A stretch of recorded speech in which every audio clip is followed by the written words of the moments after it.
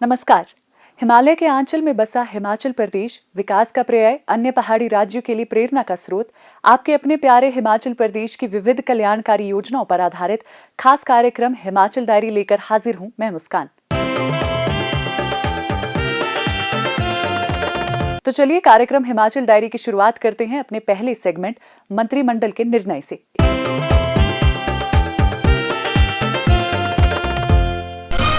मुख्यमंत्री ठाकुर सुखविंदर सिंह सुक्खू की अध्यक्षता में आयोजित राज्य मंत्रिमंडल की बैठक में परिवहन विभाग को राजीव गांधी स्वरोजगार योजना के अंतर्गत 40% सब्सिडी के प्रावधान के साथ 1000 मौजूदा डीजल पेट्रोल टैक्सियों को इलेक्ट्रिक टैक्सियों से बदलने के लिए आवश्यक अनुमति प्रदान की गई। मंत्रिमंडल ने 1 अप्रैल 2025 से विशेष पुलिस अधिकारियों के मानदेय में 300 रुपए प्रति माह की वृद्धि को मंजूरी प्रदान की। इससे राज्य के 510 विशेष पुलिस अधिकारी लाभान्वित होंगे। इसका लाभ गैर जनजातीय क्षेत्रों के 403 और जनजातीय क्षेत्रों के 107 अधिकारियों को मिलेगा। मुख्यमंत्री की घोषणा के अनुसार 1 अप्रैल 2025 से एसएमसी शिक्षकों, TGT, C and V, JBT lecturer, DPE, IT computer शिक्षकों, मिड डे मील कार्यकर्ताओं और अंशकालिक जलवाहकों के मानदेय में 500 रुपए प्रति माह की वृद्धि को कार्योत्तर स्वीकृति प्रदान की गई। राज्य में प्राकृतिक खेती खुशहाल किसान योजना और हिमाचल प्रदेश फसल विविधीकरण परियोजना जायका चरण 2 के कार्यान्वयन और कुशल निगरानी प्रणाली को सुव्यवस्थित करने के प्रस्ताव को मंजूरी दी गई। बैठक में राज्य सरकार के विभागों, बोर्डों, निगमों इत्यादि के अंतर्गत ग्रुप ए, बी, सी और डी के पदों सेवाओं में नियुक्ति के लिए विचार हेतु योग्य मेधावी खिलाड़ियों की सूची में 19 खेलों को शामिल करने को मंजूरी दी गई। मंत्रिमंडल ने डायरेक्टरेट ऑफ रिक्रूटमेंट के अंतर्गत कनिष्ठ कार्यालय सहायक आईटी के लिए एक अलग और विशिष्ट राज्य संवर्ग बनाने को मंजूरी दी, जिसके लिए पहले चरण में जॉब ट्रेनिंग के रूप में 300 पद सृजित किए जाएंगे। नाहन मेडिकल कॉलेज के विस्तार के लिए नवचयनित भूमि पर निर्माण कार्य को मंजूरी प्रदान। मंत्रिमंडल ने आईजीएमसी शिमला के सुपर स्पेशलिटी विभागों डॉक्टर राजेंद्र प्रसाद राजकीय चिकित्सा महाविद्यालय टांडा, श्री लाल बहादुर शास्त्री राजकीय चिकित्सा महाविद्यालय नेरचौक और डॉक्टर राधाकृष्णन राजकीय चिकित्सा महाविद्यालय से सहायक प्रोफेसर के 32 नए पदों को चिकित्सा शिक्षा निदेशालय के तहत इमरजेंसी मेडिसिन विभाग में स्थानांतरित करने के स्वास्थ्य विभाग के प्रस्ताव को मंजूरी प्रदान की। बैठक में नई रेजिडेंट डॉक्टर्स नीति 2025 को तैयार करने को भी मंजूरी दी गई। बैठक में हिमाचल प्रदेश के मूल निवासियों के लिए ब्याज अनुदान सहित भूस्थलीय सौर ऊर्जा परियोजनाओं की स्थापना हेतु योजना में संशोधन को भी मंजूरी दी गई। इस योजना का नाम अब राजीव गांधी स्वरोजगार सौर ऊर्जा योजना होगा, जिसके अंतर्गत जनजातीय और गैर जनजातीय क्षेत्रों में 100 किलोवाट से 2 मेगावाट तक की भूस्थलीय सौर ऊर्जा परियोजनाएं स्थापित करने के लिए ब्याज अनुदान दिया जाएगा। मंत्रिमंडल ने राज्य में पुरुष अनुबंध कर्मचारियों को 15 दिन का पितृत्व अवकाश देने की अनुमति दी। गत दिनों बड़सर विधानसभा क्षेत्र में करोड़ों रुपए की विकासात्मक परियोजनाओं के उद्घाटन और शिलान्यास किए गए। देखते हैं सेगमेंट प्रतिबिंब में एक रिपोर्ट। गत दिनों मुख्यमंत्री ठाकुर सुखविंदर सिंह सुक्खू जिला हमीरपुर के बड़सर विधानसभा क्षेत्र के दौरे पर पहुंचे, जहां स्थानीय जनता ने गर्मजोशी से उनका स्वागत किया। मुख्यमंत्री के हमीरपुर के दौरे को लेकर स्थानीय लोगों में खासा उत्साह देखने को मिला। स्थानीय जनता ने जगह जगह मुख्यमंत्री का भव्य स्वागत किया। जिला हमीरपुर के बड़सर विधानसभा क्षेत्र में विशाल जनसमूह को संबोधित करते हुए मुख्यमंत्री ने बड़सर की राजकीय वरिष्ठ माध्यमिक पाठशाला में अगले शैक्षणिक सत्र से सीबीएसई कक्षाएं आरंभ करने की घोषणा की। मुख्यमंत्री ने बड़सर अस्पताल में बिस्तरों की क्षमता को बढ़ाकर 100 करने की घोषणा की। उन्होंने कहा कि हमीरपुर चिकित्सा महाविद्यालय के कैंसर केयर संस्थान पर 300 करोड़ रुपए व्यय किए जाएंगे। उन्होंने कहा कि जिला की सभी सड़कों को डबल लेन किया जा रहा है और सलौनी देवटसिद्ध सड़क के लिए 37 करोड़ रुपए का प्रावधान किया गया है। मुख्यमंत्री ने कहा, 2 साल में हमने मनरेगा में 80 रुपए की बढ़ोतरी की और मनरेगा की दिहाड़ी को बढ़ाकर 335 रुपए की। अब महिला मंडल पौधे लगाएंगे और 5 साल में हमारी सरकार उनको 6,40,000 रुपया देगी। अगर आप अपने जमीन पर 100 किलोवाट से लेकर 1 मेगावाट का सोलर पावर प्रोजेक्ट लगाना चाहते हैं तो राजीव गांधी स्वरोजगार योजना के तहत अगर आप 1 करोड़ का लोन लेते तो उसमें अगर आपको 9% का ब्याज लगता है, 5% ब्याज हिमाचल प्रदेश की सरकार देगी और जो बिजली उस प्रोजेक्ट से बनेगी वो हिमाचल प्रदेश की सरकार खरीदेगी। 2023 से ज्यादा इस बार भारी आपदा आई और ये कल्पना भी नहीं उस परिवार ने की होगी जब किसी रात को उसका घर इस भारी आपदा में बह गया। हम उन आपदा प्रभावित परिवारों को नवंबर के पहले हफ्ते में अपने संसाधनों से 7,70,000 रुपया देने जा रहे हैं। पूरे जिला की सड़कों को हम डबल लेन करने जा रहे हैं। हर घर में हम पानी देने जा रहे हैं। 65 करोड़ रुपया मैंने बाबा बालकनाथ मंदिर जी के लिए, बाबा जी के मंदिर के लिए स्वीकृत किया है। मुख्यमंत्री ने बड़सर विधानसभा क्षेत्र में 41 करोड़ 52 लाख रुपए की लागत से विकासात्मक परियोजनाओं के लोकार्पण और शिलान्यास भी किए। मुख्यमंत्री ने 1 करोड़ 34 लाख रुपए की लागत से निर्मित बुंबलू हेलीपैड, 17 करोड़ 45 लाख रुपए की लागत से निर्मित मिनी सचिवालय बड़सर का लोकार्पण किया। उन्होंने 18 करोड़ 72 लाख रुपए की लागत से निर्मित होने वाले धनेटा बड़सर सड़क का शिलान्यास भी किया। शिमला में राज्य स्तरीय सतर्कता एवं निगरानी समिति की बैठक आयोजित की गई। देखते हैं सेगमेंट प्रतिबिंब में।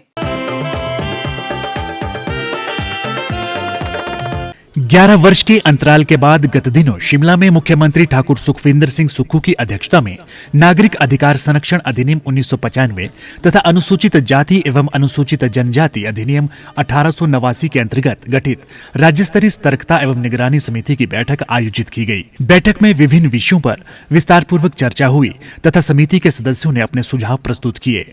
मुख्यमंत्री ने कहा कि ये कानून कांग्रेस पार्टी और संविधान निर्माता बाबा साहेब डॉक्टर भीमराव अंबेडकर की दूरदृष्टि और सामाजिक न्याय की भावना का प्रतीक है। मुख्यमंत्री ने कहा कि यह अधिनियम प्रदेश में प्रभावी रूप से लागू है, जिससे समाज में सकारात्मक परिवर्तन देखने को मिल रहे हैं। मुख्यमंत्री ने कहा कि हिमाचल प्रदेश में छुआछूत की घटनाएं अब कम रह गई हैं। राज्य सरकार ऐसे मामलों में कठोर कार्यवाही सुनिश्चित कर रही है। उन्होंने कहा, एट्रोसिटी एक्ट का मकसद क्या है, उद्देश्य क्या है? हिमाचल प्रदेश ने एट्रोसिटी एक्ट के अनुसार उससे ज्यादा तरक्की कर ली। इंसान जब पैदा होता है और इस समाज में जब आता है, ना तो उसकी जाति होती है ना तो कोई धर्म होता है। पैदा होने के बाद उसको जाति भी मिल जाती है और धर्म भी मिल जाता है। कई सालों से एक ऐसी संस्कृति ने जन्म दिया जहाँ जाति प्रथा आई, धर्मवाद आया, लेकिन धीरे धीरे इसमें परिवर्तन हो रहा है। तो राइट चीज है, उसको राइट चीज मिलनी चाहिए, मेरा ये मानना है। जहाँ एट्रोसिटी होती है, जहाँ भेदभाव होता है, जहाँ छुआछूत होती है, वहाँ उसके खिलाफ हमारी सरकार सख्त कार्रवाई करती है और करेगी। गत दिनों शिमला में हिमाचल प्रदेश मानव विकास प्रतिवेदन 2025 का विमोचन किया गया। देखते हैं सेगमेंट प्रतिबिंब में। मुख्यमंत्री ठाकुर सुखविंदर सिंह सुक्खू ने शिमला में हिमाचल प्रदेश मानव विकास प्रतिवेदन 2025 Himachal Pradesh human development report का विमोचन किया। इस अवसर पर मुख्यमंत्री ने कहा कि ये दस्तावेज प्रदेश की प्रगति, दृढ़ता और जनता की आकांक्षाओं को दर्शाता है। ये प्रतिवेदन प्रदेश की कठिन भौगोलिक परिस्थितियों और जलवायु चुनौतियों के बावजूद यहाँ के निवासियों की दृढ़ इच्छा शक्ति और मेहनत के बल पर अनुकरणीय विकास गाथा को प्रस्तुत करता है। मुख्यमंत्री ने कहा, आज जलवायु परिवर्तन भविष्य की चिंता का विषय न होकर वर्तमान की गंभीर समस्या बनकर उभरा है और यदि इस समस्या का स्थायी समाधान तुरंत नहीं खोजा गया तो इसके गंभीर परिणाम हमें और भावी पीढ़ी को झेलने होंगे। हालांकि हिमाचल प्रदेश हमेशा पर्यावरण हितैषी विकास का आधार पक्ष कर रहा है और हमने सतत विकास प्रणाली को अपनाया है। हमने कभी अपने वनों, नदियों, पहाड़ों का अनुचित दोहन नहीं किया, लेकिन जलवायु परिवर्तन का असर स्थान विशेष तक सीमित नहीं रहता, यह पूरे विश्व को प्रभावित करता है। हमारी सरकार दृढ़ विश्वास रखती है, विकास कभी भी प्रकृति के अनुचित दोहन पर आधारित नहीं होना चाहिए। हमारा मानना है कि विकास ऐसा हो जो नागरिक के जीवन स्तर को ऊंचा उठाए और हिमालय की सुंदरता को बनाए रखे। आइए हम सब मिलकर एक समृद्ध, समान और पर्यावरण रूप से सुरक्षित हिमाचल प्रदेश के निर्माण का संकल्प ले, जो भारत और समूचे विश्व के लिए सतत पर्वतीय विकास का आदर्श बने। मुख्यमंत्री के दूरदर्शी नेतृत्व में वर्तमान सरकार के बहुआयामी प्रयासों से हिमाचल राष्ट्रीय स्तर के सूचकांकों में बेहतरीन प्रदर्शन कर रहा है।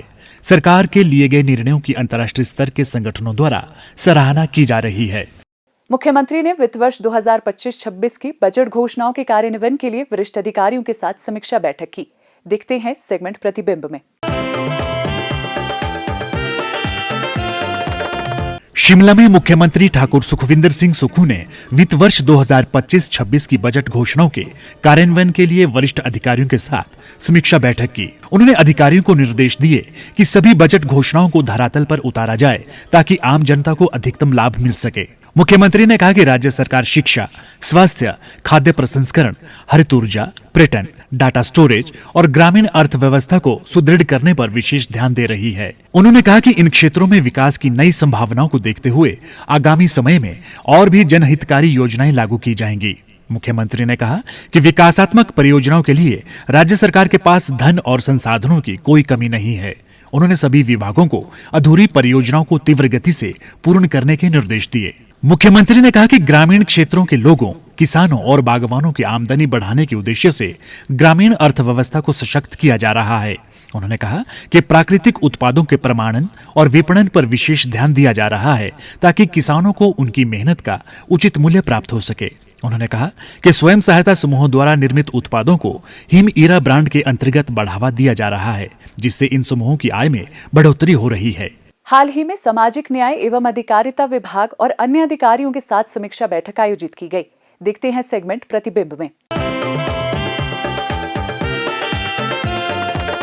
मुख्यमंत्री ठाकुर सुखविंदर सिंह सुक्खू ने सिरमौर जिला के कोटला बड़ोग में आधुनिक नशा मुक्ति एवं पुनर्वास केंद्र के निर्माण को लेकर शिमला में सामाजिक न्याय एवं अधिकारिता और अन्य विभागों के अधिकारियों के साथ आयोजित समीक्षा बैठक की अध्यक्षता की। मुख्यमंत्री ने कहा कि इस केंद्र में कुल 100 बिस्तरों की क्षमता होगी और पुस्तकालय, व्यायामशाला, खेल गतिविधियों, योग साधना और कौशल एवं व्यावसायिक प्रशिक्षण की सुविधा भी होगी। इसके अलावा चिकित्सा सुविधा प्रदान करने के लिए चिकित्सकों, नर्सों एवं अन्य स्टाफ की तैनाती भी की जाएगी। मुख्यमंत्री ने कहा कि इस परियोजना के लिए राज्य सरकार ने 5 करोड़ 34 लाख रुपए स्वीकृत किए हैं और अगर आवश्यकता हुई तो अतिरिक्त धनराशि भी उपलब्ध करवाई जाएगी। बैठक में उपायुक्त सोलन और सिरमौर वर्चुअल माध्यम से शामिल हुए। मुख्यमंत्री ने निर्देश दिए कि इस केंद्र की स्थापना के लिए पशुपालन विभाग की भूमि सामाजिक न्याय एवं अधिकारिता विभाग को स्थानांतरित की जाए। मुख्यमंत्री ठाकुर सुखविंदर सिंह सुक्खू के नेतृत्व में वर्तमान प्रदेश सरकार युवाओं के भविष्य को सुरक्षित करने के साथ नशे के विरुद्ध निर्णायक लड़ाई लड़ रही है। शिमला में पर्यटन परियोजनाओं की समीक्षा की गई। देखते हैं सेगमेंट प्रतिबिंब में। हाल ही में शिमला में पर्यटन परियोजनाओं की समीक्षा बैठक की अध्यक्षता मुख्यमंत्री ठाकुर सुखविंदर सिंह सुक्खू ने की। मुख्यमंत्री ने 10 दिनों के भीतर होम स्टे इकाइयों के पंजीकरण के लिए ऑनलाइन पोर्टल तैयार करने के निर्देश दिए। उन्होंने ये भी निर्देश दिए कि सभी विभागों के लिए यूजर फ्रेंडली ऑनलाइन पोर्टल तैयार करने के लिए सक्षम सॉफ्टवेयर कंपनियों की सेवाएं लेने के साथ साथ इस संदर्भ में टेंडर भी जारी किए जाएं। मुख्यमंत्री ने कहा कि ये सुनिश्चित किया जाए कि हिमाचल प्रदेश पर्यटन विकास निगम के होटलों, सामान्य प्रशासन विभाग के अतिथि गृहों और विभिन्न विभागों के विश्राम गृहों में खाद्य बिलों के भुगतान सहित सभी भुगतान ऑनलाइन किए जाएं।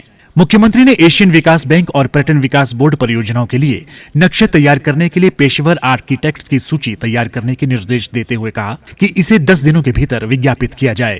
हिमाचल डायरी का ये अंक यहीं समाप्त होता है। अगले अंक में आपसे फिर होगी मुलाकात कुछ नवीनतम जानकारी के साथ। तब तक दीजिए इजाजत। नमस्कार।